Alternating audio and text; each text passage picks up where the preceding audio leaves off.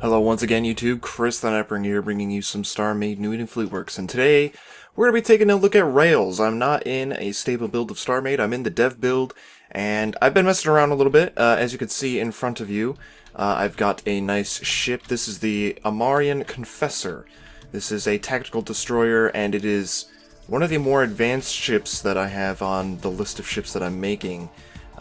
This thing transforms itself both visually and mechanically, like internally, mechanics-wise in EVE Online, in order to achieve 3 different modes based around 3 different functions. The first one being speed, the second one being sniper mode, and the third one being defensive mode.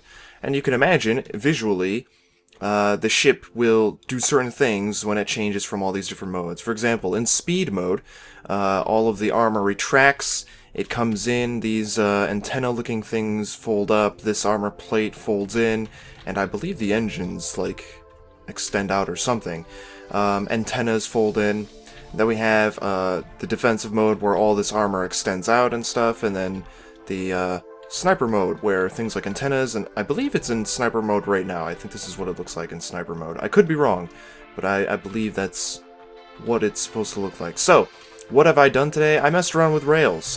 This actually took a while to set up. It was kind of a pain in the ass, I'll be honest, learning this stuff for the first time. There was also a bug that was occurring with the wireless logic blocks, which prevented me from continuing, and I had to wait a while till that was fixed in the next step patch, and it was just complicated. It gets complicated, but at the same time, it's really awesome, and I cannot wait for this to be fully implemented in the game, because there are just so many ideas and so many cool things that you can do. Now, of course, you probably have seen other videos of people doing some pretty amazing shit already. Things like elevators, rotating bits and movie bits and up and down and sideways bits. It just gets crazy and awesome, and just go out there and check it out, because I'm sure you've already got an idea as to what you could do, but trust me, there's probably much more that we haven't thought of yet, and it's just great. What I am going to be showing you isn't anything spectacular. Figuring it out, though, is still kind of a bitch, because, you know, you're just learning how everything works. So, all these blocks with the number 4 on it, these are actually the wireless logic blocks. I have no idea what this texture actually is.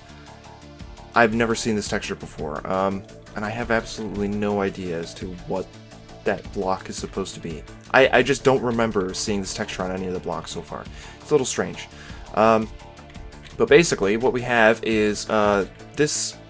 It's like a back and forth like toggle between turning the rails and extending them outward, and then turning the rails backwards and retracting all of the armor plates. Because right here, we have armor plates that extend on the length of this ship, right? So I set up this toggle. It's pretty simple, and actually I could show you how it's connected C and V wise by coming up here. Basically, this one is connected to all the other wireless logic that is connected to all of the other entities. These are all separate entities. They are all their own ship, so to speak. They have their own core, they have their own faction block. Hopefully we won't have to place a faction block on every single one of these objects. It would be nice if things like rail-based structures and not AI-based structures was like, you know, factioned and stuff based on the parent ship. And, you know, if you removed it, maybe it lost its faction. Who knows? I don't know. It's just something to think about. Maybe we could control factions through an AI block if need be for turrets. But I don't think Rails really need their own faction block for every single one. I don't really know if that changes how Rails will interact with other players, you know, factions and whatnot when that comes into play. Haven't thought about that. Anyway, so we have this connected to this connected to this connected here, and this connected down, and this one is not connected to anything, but this one is connected to, like, everything else. And I think the only reason this one is here is because this needs to toggle back and forth on the first rail. And then the rest of these connect to their own entity, right? If I clicked on this with the C, and then I came down here and I clicked on one of these two with the V, then it would connect them. You can also use the marker beam to connect them, although, to be honest, I think I had better luck getting it to work with C and V. But you can use both the marker beam to like map out which one of these is connected to which one of the entities, or you could use CMV. So basically I have this same toggle setup on each of these rails, and I'll see if I can get down here and show you. There's this one goes into this, and this goes into that, and this goes into this, and this goes into that, and it goes back and forth. And basically if you press either one of these buttons, it will toggle, and it'll swap this so that the other one is off, so that it can be activated again, because right now these act like activation blocks, not buttons. If you press this, it will stay on until it's turned off. If you had a button, it would stay on for like half a second and then it would turn off, but that's not the case with these. And it also seems that you can use these directly next to these blocks in order to transfer the orientation to all of the connected rails. So, in order for you guys to see this better, I have set up this ship over here so that you can see all the rails extend out. It's a little messy, and of course I haven't painted it, but I did make it green so that you could more easily see it stick out against the gray hull there. And I must say, this type of stuff is really cool. This is like I said, this took a long time to figure out. You know, you gotta mess around and fiddle with it and figure out what works and what doesn't work. For example, all of the wedges, they will not slide against each other flush. They will not do that, which is why I had to put a space between. They will do it like they will go like half a block in and then they'll get stuck. So I had to separate them by a block worth of space. Hopefully in the future I won't have to worry about that, and I can make this even a more smoother design.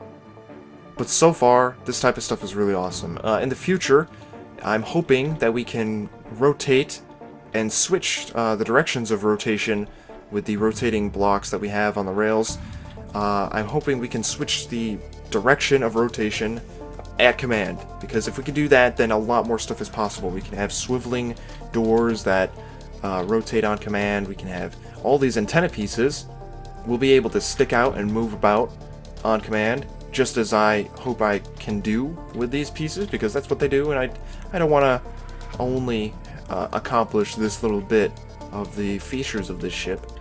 And aside from my personal interests, you know, I expect a lot of people to come up with some pretty sweet stuff. And I've just been messing around, really, with everything else. What am I in? Why can't I move? Uh-oh. It looks like I was stuck on an invisible block. So we have this, right? And I'm pretty sure if I put down an activation block on top of this, connect it, and then turn it on, it'll endlessly go. So that's how you get automatically rotating things. I've been told if you connect more than one, it changes the speed?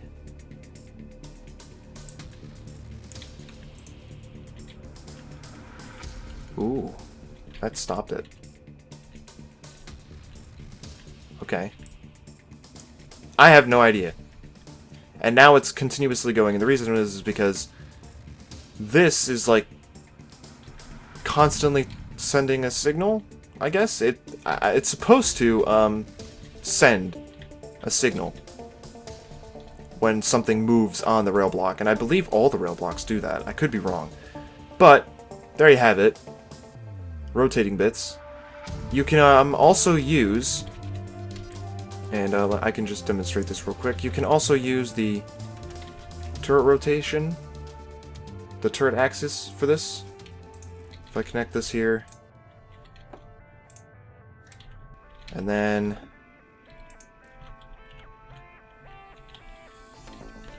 no? Does it have to be next to it? Huh. That's a little weird. I very distinctly recall this working last time. Alright, whatever. This one, the one when I had it set up, it just would rotate it 90 degrees only, and it would not continuously go. But I guess that's not the case. Let me turn this sideways. So yeah, that's what I've been up to with Rails.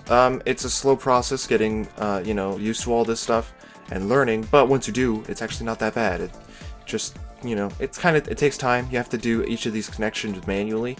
You can't control no, you can't Shift V and get all of them at once, so that took a while. And, you know, if you had to replace a single wireless logic block, you had to do it all over again, so that was annoying. But it's fun, and I cannot wait to see what people come up with. I cannot wait to do my own thing with this, because, like I said, this is really sweet. It's just so freaking cool. Look at that, it's freaking moving. Freaking retractable armor on the Amarrian Confessor. I never thought that this would be possible, and it is, and I'm really happy about it. So, there you have it.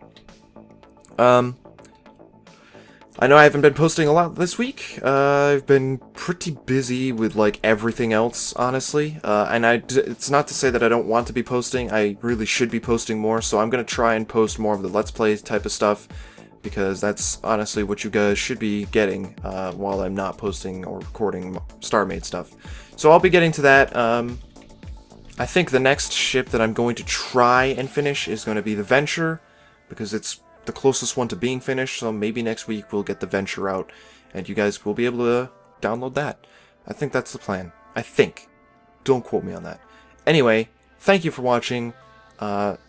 Subscribe if you want to see more, leave your feedback down below, and I will see you all next time.